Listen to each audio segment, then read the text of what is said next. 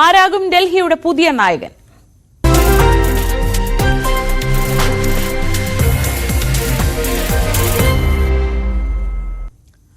എന്തായാലും വലിയൊരു വിജയം നേടിയിരിക്കുകയാണ് ഡൽഹിയിൽ ബി.ജെ.പി. അപ്പോൾ അടുത്തത് അറിയേണ്ടത് ആരാകും മുഖ്യമന്ത്രി എന്നതാണ്. അത്തരം ചർച്ചകളൊക്കെ സജീവമായി കഴിഞ്ഞു. മുഖ്യമന്ത്രി ആരാകുമെന്ന ചർച്ചകളിലേക്ക് ബി.ജെ.പി. കടന്നു കഴിഞ്ഞു. അരവിന്ദ് കെജ്രിവാളിനെ തോൽപ്പിച്ച പർവേഷ് വർമ്മ, പ്രതിപക്ഷ നേതാവ് വിജേന്ദർ ഗുപ്ത, മുൻ അധ്യക്ഷൻ മനോജ് തിവാരി തുടങ്ങിയ പേരുകൾ പലതും പരിഗണനയിലുണ്ട്. ആർ രാകേഷ് വിവരങ്ങളുമായി. രാകേഷ്, ഒരു സ്ഥാനാർത്ഥി, മുഖ്യമന്ത്രി സ്ഥാനാർത്ഥിയെ മുൻനിർത്തി അല്ല ബി.ജെ.പി. മത്സരത്തിനിറങ്ങിയത്. അഭിമാന പോരാട്ടം ഏത് വിധേനയും ഡൽഹി പിടിക്കുക എന്നതായിരുന്നു. ആ ഘട്ടം കഴിഞ്ഞു. അടുത്തത് ഇനി ആരാകും മുഖ്യമന്ത്രി എന്നതാണ്. കേജ്രിവാൾ ഉണ്ടാക്കി വെച്ച ഒരു ഇമേജ് ഒക്കെ ഉണ്ട്, ഡൽഹിക്ക് ഏകനായകൻ എന്നൊരു ഇമേജ് ഒക്കെ ഉണ്ട്. അതിനൊപ്പം നിൽക്കുന്ന അല്ലെങ്കിൽ അതിനപ്പുറത്തേക്ക് കടക്കുന്ന ഒരാളെ കൊണ്ടുവരേണ്ടതുണ്ട്. ആരൊക്കെയാണ് ബി.ജെ.പിയുടെ പരിഗണനയിലുള്ളത്? എന്തൊക്കെയാണ് അവർക്ക് സാധ്യത കൽപ്പിക്കാനുള്ള കാരണങ്ങൾ? ശ്രീജ, ഏതായാലും 2015 ശേഷം മുഖ്യമന്ത്രി സ്ഥാനാർത്ഥിയെ പ്രഖ്യാപിച്ച് തെരഞ്ഞെടുപ്പിലേക്ക് പോയ പതിവ് ഡൽഹിയിൽ ബി.ജെ.പിക്കില്ല. കാരണം 2015 കിരൺ ബേദി അവരുടെ മുഖ്യമന്ത്രി സ്ഥാനാർത്ഥിയായിരുന്നു, പക്ഷെ ദയനീയമായി പരാജയപ്പെട്ടു. അതിനുശേഷമുള്ള 2 തെരഞ്ഞെടുപ്പുകളിലും മോദിയെ മുൻനിർത്തിക്കൊണ്ട് തന്നെയാണ് ബി.ജെ.പി. തെരഞ്ഞെടുപ്പിലേക്ക് പോയത്. ഇത്തവണ വിജയിക്കുകയും ചെയ്തു. അപ്പോൾ മുഖ്യമന്ത്രി ആരാകുമെന്ന ചർച്ചകളും തുടങ്ങിയിട്ടുണ്ട്. ഇന്നേതായാലും സംസ്ഥാന നേതാക്കൾ ദേശീയ നേതൃത്വവുമായി ചർച്ച നടത്തും.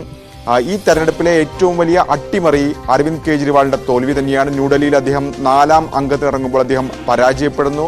അദ്ദേഹത്തെ പരാജയപ്പെടുത്തിയത് മുൻ MP കൂടിയായ വെസ്റ്റ് ഡൽഹി MP കൂടിയായ പർവേഷ് വർമ്മയാണ്. മുൻ മുഖ്യമന്ത്രി സാഹിബ് സിംഗ് വർമ്മയുടെ മകനാണ്. അപ്പോൾ പർവേഷ് വർമ്മയ്ക്ക് അതുകൊണ്ട് തന്നെ സാധ്യത കൂടുതലുണ്ട് എന്ന് തന്നെ ഈ ഘട്ടത്തിൽ പറയാം. കാരണം അരവിന്ദ് കെജ്രിവാൾ എന്ന് പറയുന്നത് എല്ലാ കാലത്തും ബി.ജെ.പിക്ക് ഒരു വെല്ലുവിളിയായിരുന്നു. അത് കേന്ദ്രത്തിൽ മോദിയെ അടക്കം വെല്ലുവിളിച്ചുകൊണ്ടുള്ള ഒരു പ്രചാരണ ശൈലി അരവിന്ദ് കെജ്രിവാളിനുണ്ടായിരുന്നു. അപ്പോൾ കെജ്രിവാളിനെ തളയ്ക്കാനായത് പർവേഷ് വർമ്മയുടെ ഒരു അംഗീകാരമായി തന്നെ കണക്കാക്കാം. അങ്ങനെയെങ്കിൽ പർവേഷ് വർമ്മയെ മുഖ്യമന്ത്രി സ്ഥാനത്തേക്ക് പരിഗണിച്ചേക്കാം. മാത്രവുമല്ല, ജാട്ട് വിഭാഗത്തിൽ നിന്നുള്ള നേതാവാണ് പർവേഷ് വർമ്മ. ജാട്ട് വിഭാഗം 10% താഴെയാണ് ഡൽഹിയിലെങ്കിൽ പോലും സമീപ പ്രദേശമായ യു.പിയിലും ഒപ്പം തന്നെ ഹരിയാനയിലുമൊക്കെ ജാട്ടുകൾ നിർണായക സ്വാധീനമുണ്ട്. ഹരിയാനയിൽ ബി.ജെ.പി. പയറ്റുന്ന രാഷ്ട്രീയം ജാട്ടിതര വോട്ടുകളെ ഏകോപിപ്പിച്ചുകൊണ്ടുള്ള ഒരു തന്ത്രമാണ്. പക്ഷേ ജാട്ടുകളെ കൂടെ നിർത്താനുള്ള നീക്കത്തിലേക്ക് ബി.ജെ.പി. എത്തുകയാണെങ്കിൽ പർവേഷ് വർമ്മയ്ക്ക് ആ സാധ്യത കൂടി പർവേഷ് വർമ്മയ്ക്ക് തുറന്നിടുന്നുണ്ട്.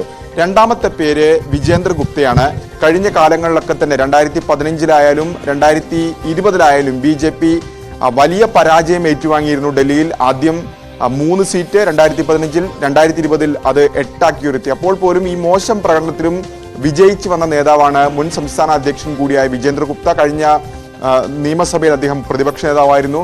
അപ്പോൾ വിജേന്ദർ ഗുപ്തയ്ക്കും സാധ്യതയുണ്ട്. ഈ പരിഗണനാ പട്ടികയിൽ വിജേന്ദർ ഗുപ്തയുടെ പേരുമുണ്ട്. മാത്രവുമല്ല, ഡൽഹിയിൽ ബി.ജെ.പിയുടെ പരമ്പരാഗത വോട്ട് ബാങ്കാണ് ബനിയ കമ്മ്യൂണിറ്റി. അവരുടെ വിഭാഗത്തിൽ നിന്ന് വരുന്ന നേതാവുണ്ട്. അതായത് ഈ കച്ചവടം ചെയ്ത് ജീവിക്കുന്ന വാണിജ്യ മേഖലയിലൊക്കെ ഉള്ള പ്രധാനമായി ജീവിതമാർഗമാകുന്ന ആളുകൾ. അപ്പോൾ 20% അവരുടെ ജനസംഖ്യ. അപ്പോൾ പരമ്പരാഗത വോട്ട് ബാങ്ക് കൂടിയാണ് ബി.ജെ.പിയുടേത്. അങ്ങനെ നോക്കുമ്പോൾ വിജേന്ദർ ഗുപ്തയ്ക്കും സാധ്യത തള്ളിക്കളയാൻ കഴിയില്ല. ഇത് കൂടാതെയുള്ള പേരുകൾ, ഒന്ന് മനോജ് തിവാരിയാണ്. ഈ സമീപകാലത്ത് വരെ അദ്ദേഹം സംസ്ഥാന അധ്യക്ഷനായിരുന്നു. നോർത്ത് ഈസ്റ്റ് ഡൽഹിയിൽ നിന്നുള്ള MP ആണ്. ഭോജ്പുരി നടനാണ്. പൂർവാഞ്ചലികൾ ഈ തെരഞ്ഞെടുപ്പിൽ ബി.ജെ.പിയുടെ വിജയത്തിൽ നിർണായകമായത് പൂർവാഞ്ചൽ മേഖലയിലെ വോട്ടുകളാണ്. അവിടുത്തെ ഭൂരിപക്ഷം സീറ്റുകളിലും ബി.ജെ.പി. വിജയിച്ചു. പ്രത്യേകിച്ച് ബീഹാറിൽ നിന്നും കിഴക്കൻ യു.പിയിൽ നിന്നുള്ള ആളുകൾ കുടിയേറിയുള്ള ആ ഒരു മേഖലയാണ് പൂർവാഞ്ചൽ മേഖല. അപ്പോൾ ആ വിഭാഗത്തിനെ ഒപ്പം നിർത്താൻ ബി.ജെ.പി. ശ്രമിച്ചാൽ മനോജ് തിവാരിക്ക് നടക്കു വീഴും. ഇത് കൂടാതെ ബീഹാർ തെരഞ്ഞെടുപ്പ് ഈ വർഷം അവസാനം നടക്കാനിരിക്കുന്ന ആ കാര്യങ്ങളൊക്കെ പരിഗണിച്ചാൽ മനോജ് തിവാരിയെയും തള്ളിക്കളയാൻ കഴിയില്ല. പഞ്ചാബി വോട്ടുകൾ ഇത്തവണ ബി.ജെ.പിക്ക് വിജയത്തിൽ വലിയ സ്വാധീനമായിട്ടുണ്ട്. അപ്പോൾ പഞ്ചാബികളെ സിഖ് വിഭാഗത്തൊപ്പം നിർത്താൻ ശ്രമിച്ചാൽ രജൌരി ഗാർഡനിൽ നിന്ന് വിജയിച്ച മഞ്ജീന്ദർ സിംഗ് സിർസയുടെ പേര് അങ്ങനെ പരിഗണനയിലുണ്ട്. ഇതിനെല്ലാം പുറമെ സംസ്ഥാന അധ്യക്ഷൻ വീരേന്ദ്ര സച്ദേവ, അദ്ദേഹത്തിന്റെ മികവിലാണ് ബി.ജെ.പി. അവിടെ ഭരണം പിടിക്കുന്നത്. അദ്ദേഹത്തിന്റെ പേരും ഇപ്പോൾ ഏതായാലും ചർച്ചകളിൽ ഉയർന്നു കേൾക്കുന്നുണ്ട്. ഏതായാലും അന്തിമ തീരുമാനം ദേശീയ നേതൃത്വം തന്നെയായിരിക്കും കൈക്കൊള്ളുക. പക്ഷേ അപ്പോൾ പോലും പർവേഷ് വർമ്മയ്ക്ക് ഈ ഘട്ടത്തിൽ ഒരു മുൻതൂക്കമുണ്ടെന്ന കാര്യത്തിൽ സംശയമില്ല. ഇന്നലെ അദ്ദേഹം വിജയത്തിന് ശേഷം ആദ്യം കണ്ടത് കേന്ദ്ര ആഭ്യന്തരമന്ത്രി അമിത്ഷായുമാണ്. ശ്രീജ, ശരി, എന്തായാലും വലിയ ചർച്ചകൾ നടക്കുകയാണ് ഡൽഹിയിൽ. ആരാകും ഡൽഹി മുഖ്യമന്ത്രി എന്നറിയാൻ ബി.ജെ.പിയുടെ ആ ചർച്ചകൾ കഴിയേണ്ടതുണ്ട്.